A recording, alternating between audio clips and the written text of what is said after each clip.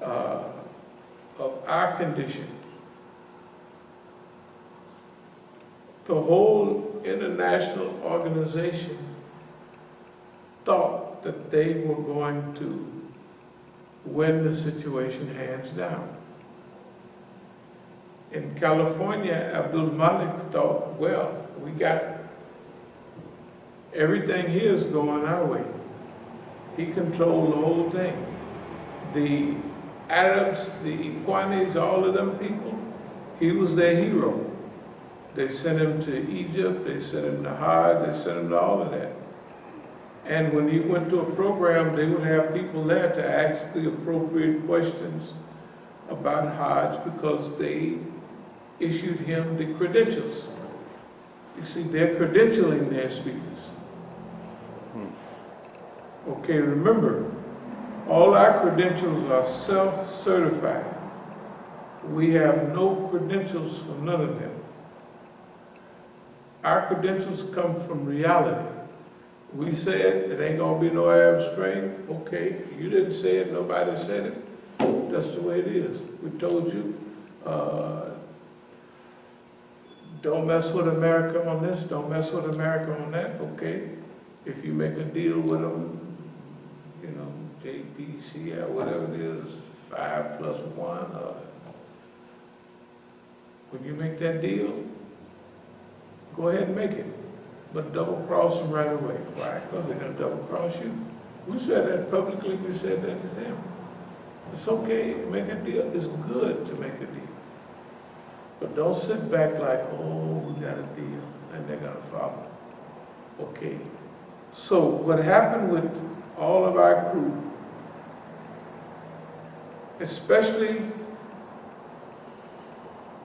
from 2013 up until 2015, maybe even 16, they thought if they kept the pressure on that they're gonna knock this thing over. Because they believe in their system. Like a regular police believes in their investigatory process. They believe when they target somebody, as they say on the TV, you're going down, big boy. Usually it's true. When the FBI target a big organization or whatever, usually they're in trouble. They're gonna knock them over sooner or later. So now imagine what I look like to them. I'm being managed from South Africa, so I got too popular and too many people like me, so they cut off all of that, or cut off most of it, or managed it. That's why they held me up at the airport in Atlanta, so I couldn't check. I flew down there, then I caught another plane, and Muhammad Al-Assi caught a plane down there too. And he was getting on the same plane as I was. That's why the customs took me downstairs, because I'm waiting right at the gate. And Muhammad, the plane is ready to leave. Muhammad Al-Assi can't walk by me, him and his wife, and get on the plane without them seeing and telling everybody this is what it is. So they take me downstairs. The minute they take me downstairs, I can hear this flight is closed for such and such. That means they was waiting around the corner. As soon as I walked off the stage, they shot them onto the plane. Okay, them holding me up in South Africa, all of those things, part of it, something to control me and to take all of the wind out of the sails and to do everything. That's why they're closing down all our centers, San Diego, Sacramento, everything, they're just closing it down. And so they thought, well, he's not trying to stop us from closing them down. He's not, they call it putting out fires. I would be insane, and I already know it, if I go If they're going to close down the Masjid in San Diego, of course they're going to close it down, because I done gave them a DVD, CD duplicator, and I done told them, well, just go around with a box and raise funds. They don't do none of that. They don't distribute the CDs and up in the Seattle area. If I tell them the same thing, and they pretend like they're distributing the CDs and the DVDs, okay, I already know they're not distributing. So when they say we're closing it down, or they don't even say they close, they just cease to exist. Well, that was automatic, and circumventing suppression means that they're going to fill up the room and then they're going to empty it out. They always do that. So they thought this time, when referring to Brother Zafar, technically I'm supposed to be on the ICIT, whatever it was. First I wasn't on there, then they put my name on there. But now look at them through their own eyes. Surrounded in DC, surrounded in Oakland. Everywhere I go, they're arranging all the programs, except for a few that I get from people that just personal, come over here and do that. That's okay. But they're monitored so close, if I get personal calls like that, somebody will call them people that have authority over them, or that they know them, or whatever they'll tell them. I'll get a call back soon, and people will be saying, well, we'll cancel that program, da, da, da. Well, later gave, well, we would like for you to speak at the Islamic Flower Festival. You'll be the keynote speaker. Or we're going to donate a little bit to your back porch program. We know that's falling down. So, you know, whatever they tell them. It's like, remember the brothers in Gaithersburg? Remember we saw him the year before last over there? His attitude was clear. Totally different. Somebody then got to him and told him something that he's uncomfortable being around us. Whatever it is, we don't want to hear it. We don't want to have nothing to do with it. Flat out. That's whatever they tell the people. It works real good. You know what I mean? It works. Okay. Another example. Remember the white folks' answer was coming in. We know answers to police and all that, but remember olive oil? Remember the white girl? Okay. Myra. So we're speaking at our Al-Hijra meeting. So Myra tells me, she gave me a card, she said, and we're talking about the situation. So it comes up, you know what, me and you would be a perfect team talking to the Muslims. You could tell them the legal stuff, and I could soft shoe in the Islamic attitude, and this white woman would talk it. That's perfect. So just give me a call. So when I was out in California, I'm getting ready to come back and I'm ready to hook up a few little things. So I gave her a call. Her boyfriend answered, who is this? I said, this is Imam Musa. So you could sense it like he had given her the phone. Whatever happened, all the white folks, when we had the meeting here, all of them, and you look out the window, he had the white girl out there talking to her before she come in, and for them to act like me and her got something going on. First of all, she's not a Muslim, and I can't do nothing to her because we're not married. I mean, she's al-Kitab or whatever you want to call it. But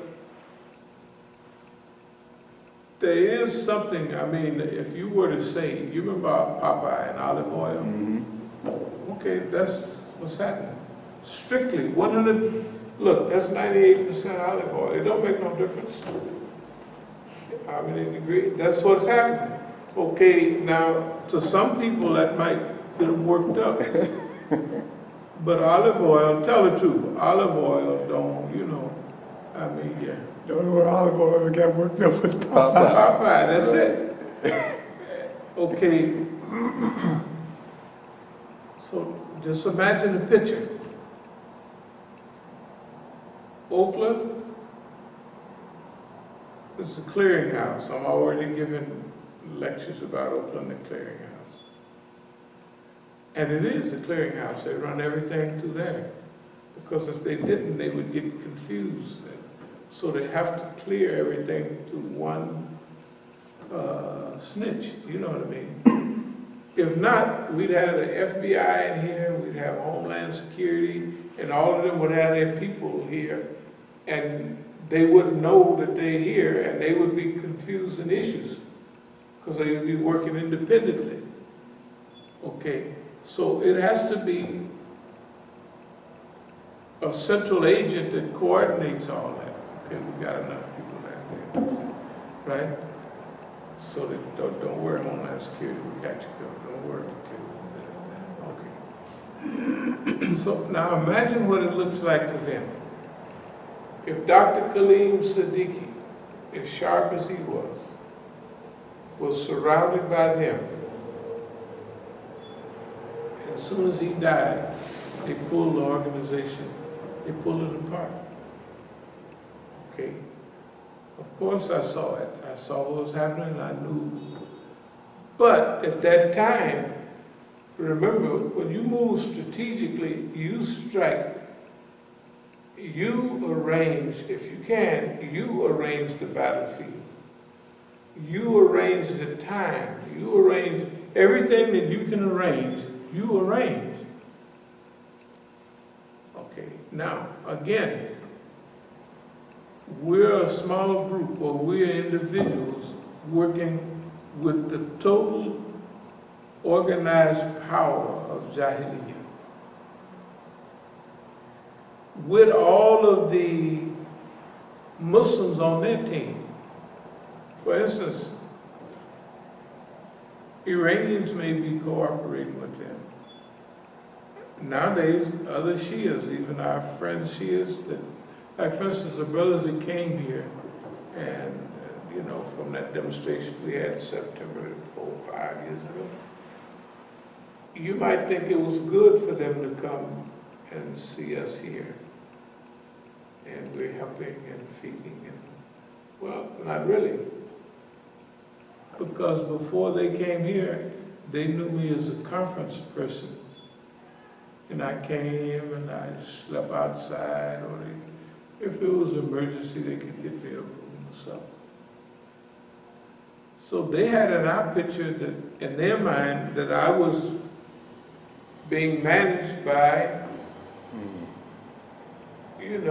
them basically. When they came here, they saw no. And I tell them, no, we own this, we own that property, we own all. And they see that we're reasonably organized. Okay. Nobody feels comfortable with black people running their own business. They just don't. And they never have. They just never have. The NAACP, we fronted them up. I don't care how far back you go. Remember I showed y'all the picture of Hubert Harrison from the 1920s, and he died a little early. Well, it was early for history, but not for Allah, it was right on time. But he was independent. And so technically, he would outgrow everybody because of the contact he had with other people. So in his outgrowing of everybody,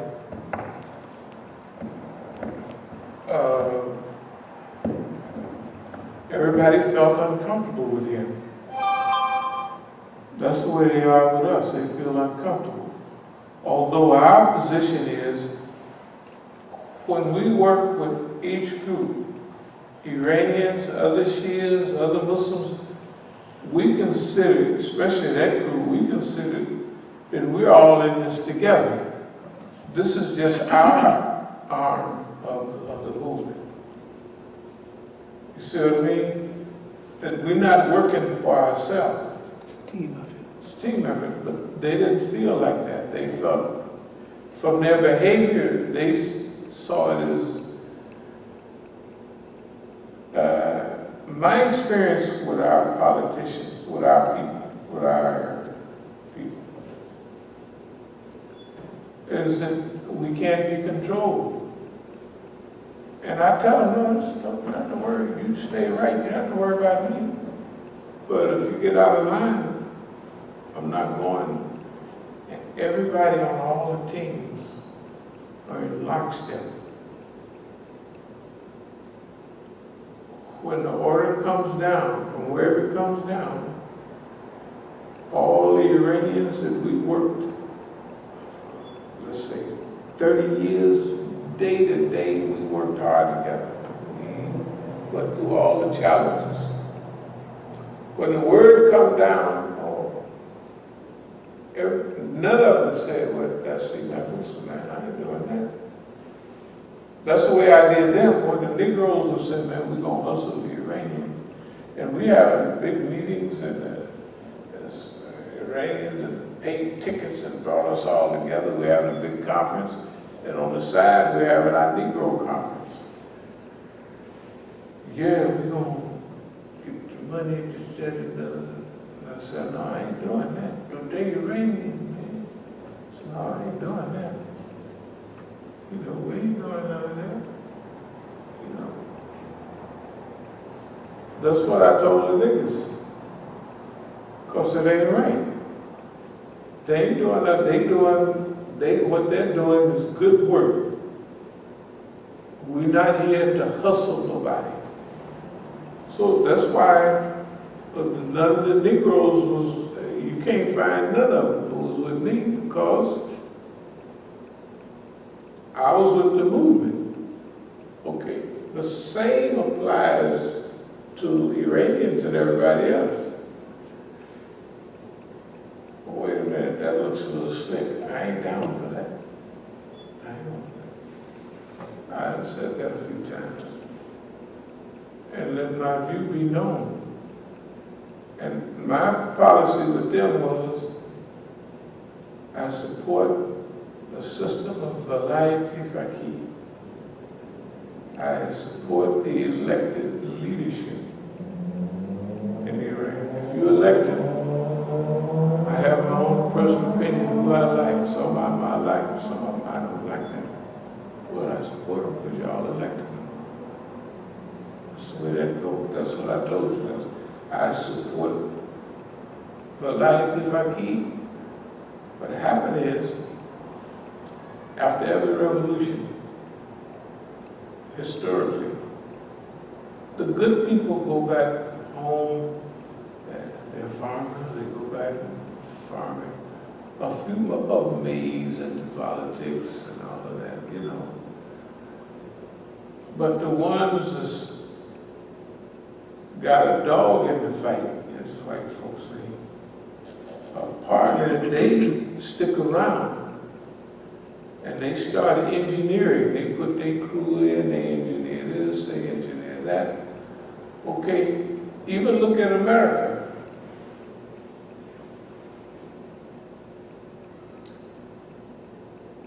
The Declaration of Independence, the Constitution, the Declaration of Independence, life, liberty, and the pursuit of happiness. If a government get out of line, and it's the duty of those people to change that government. That's what the Declaration of Independence says. 15 years later, though, they didn't want a revolution. Who's making all of these rules? Is it the farmer? How many farmers? Look at all the people. Some boys were sharp. They wasn't poor, raggedy looking farmers. The framers of the Constitution is rich. George Washington owned half the stuff down there. Old Tom was an ambassador. Tom had a big joint down there too. The Constitution basically is what was called the Virginia Plan, the state of Virginia's Constitution. That's basically what a few okay. John J. Benjamin Franklin, old Ben, was the first American millionaire. Can you find any poor guys? So they passed the Constitution. It's different than the Declaration of Independence. Right? It's all slick now. And the poor people didn't like it. Remember, right after that, 1791, Shays Rebellion, the Whiskey Rebellion, you don't tax our whiskey. Pull out of class. Boys, get your stuff. They gonna tax our whiskey like we fought against tea tax. You know, if we fought against tea tax, we gonna fight against whiskey tax. What's wrong with y'all down there? Right? Tell the truth. As simple as that. Okay. After every revolution, I don't care whether it's South Africa, you see when the Mandela's there, it's, the minute he pulled out, it's shaky. The longer he's gone and dead, the worse it gets. But the day that they took over, you could see the same things going on in South Africa. I'm using that because it's a modern time. What do they have? Just like all other rebellions, the guys that fought in the bush, they did a good job. They sacrificed their lives, their wives, and children, and everything. In 2 years, you can see them standing around barrels, lighting a fire, some kind of way. Their homeboys is taking over. And when the white man says power corrupts and absolute power absolutely corrupts, it's almost true. And the only man that I saw too, it didn't wear out Mandela.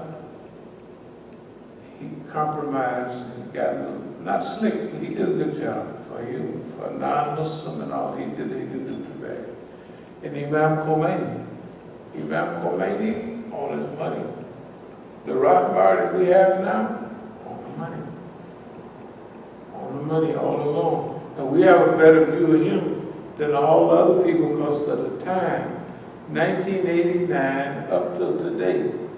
Imam Khomeini passed away in June 3rd, 4th, 1989. That's 28 years ago. So we have to look at the rock bar. But I'll wrap this up by saying,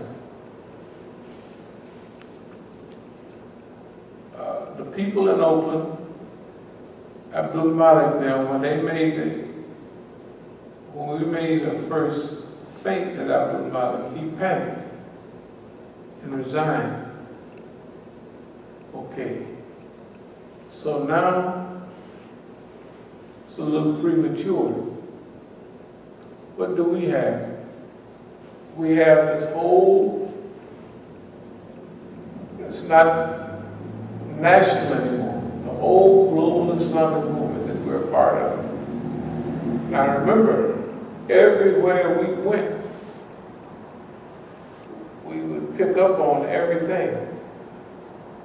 It got so that they thought I was, when I gave a lecture in Sri Lanka, I said that, yeah, now I've only been there a short time. And I told them in the lecture, well, I got the game on this, and I'm going to go back to the United States as an expert on Sri Lanka. Now, they thinking, this thing is crazy. So the next time I come, they give me 2 books on the history of Sri Lanka and all of that. They thought I was talking about the technical. I picked up on what's happening here. You know what I mean? Because they didn't put me to give lectures on. They got Sri Lanka look just like Indians, they dress like Indians with saris and everything. And tribally they are. The people that accept Islam come from the Tamils, like the Tamil Tigers they call them. They got a whole region in India called Tamil Nadu. The Tamils are like us, they are a minority. They've accepted Islam and they, so maybe there's 7% of the population. Christians are 7% of the population. And the Muslims, the majority of people are Buddhists. They're not Hindus like in India, they're Buddhists. Okay. Of course, Buddhism was big way back then too. But, so, when I was in Pakistan once, this guy that was the head of the military school in Iran during the Shah's time, he was a colonel, not a general. They usually just be head of a military school. So we would speak on platforms together, and Zafar and them would slide him up under me to give me a detailed military history of Pakistan. Because I've said, I got the game on Pakistan. Well, I gotta have the game if everybody likes what I'm saying. If we're speaking in Pakistan, Islamabad, we're mainly speaking. That's not far from the Hindu. We're speaking to mostly Kashmiris in exile, and all of that. And we join them with us. We can make it, we're all the same family. They can't do that. They don't try to make people feel important. They make people feel like I'm important and I'm talking to you. I'm going to educate you. And that's why I'm the big man here. But I don't do that. My stress is you're important. I'm here to share what we've acquired over there with you. But you the one, not me. Okay, nobody says that, but that's what I mean, and that's the way I act. They don't do that. They don't, I don't know, they miss some boat somewhere. So they thought with Oakland, with here, with Iranians, with Shias, with everybody, with the foreign ministry, with everybody. See, because it was over 10 years ago that I gave that lecture on advocate for the Islamic Republic of Iran. That was in 2007. Okay. When I went to the conference in December in Denver, my lecture was, you Iranians don't have nothing to do with America anymore. I'm taking over the defense of the Islamic Republic of Iran. Do you think anybody said, what are you talking about? Nobody said a word. They just sat there dutifully, because they couldn't say nothing. But now, the way things are situated, it's time to get rid of Imam Musa.